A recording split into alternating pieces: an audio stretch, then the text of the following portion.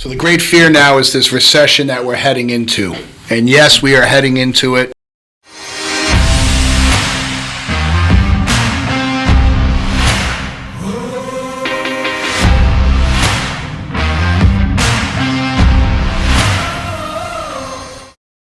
But all the intellects are all over social media. Now I'm going to become one of them, right? Because we'll put in the title recession. Everybody's going to click on this. But the intention is not to create fear. See, what we have to understand is, for example, I had a conversation with a young man today in the office, and he's a big athlete and he was having some symptoms, and by the grace of God, the symptoms brought him in here, and we took neurological scans and x-rays and found a whole bunch of issues that could be handled very easily because he's young. And he said to me during his report today, he said, look, does this mean that, people that are older don't need this yet because they're not feeling anything? And I said, check this out. Once they feel it, now we go in and take x-rays, you see all the deterioration.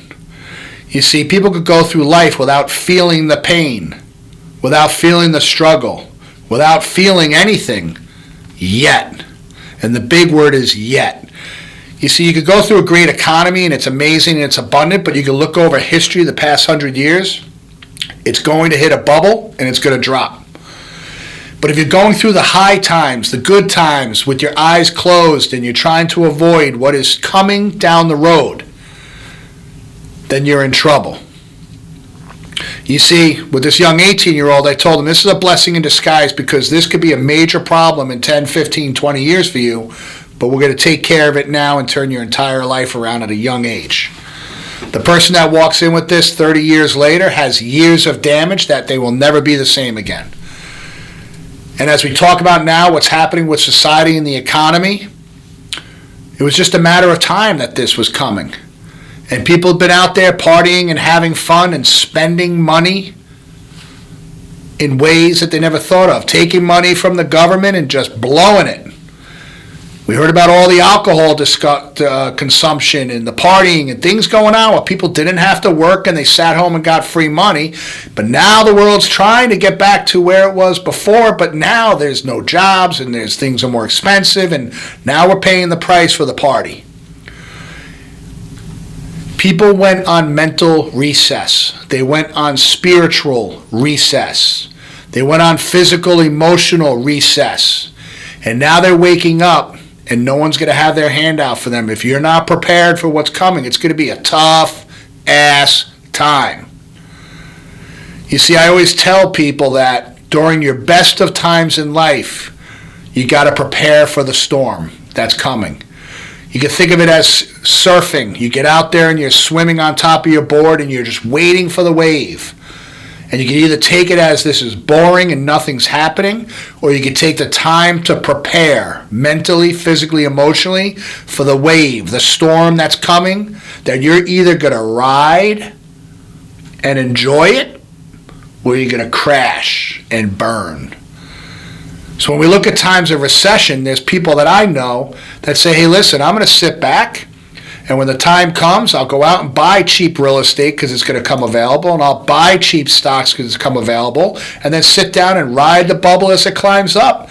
And now they're going to make tons of money on their energy and investments. See, it's all how you perceive the quote-unquote problem. It's how you accept the energy as the negative or a positive. How are you going to make, lemonade out of lemons? What are you going to do with the situation?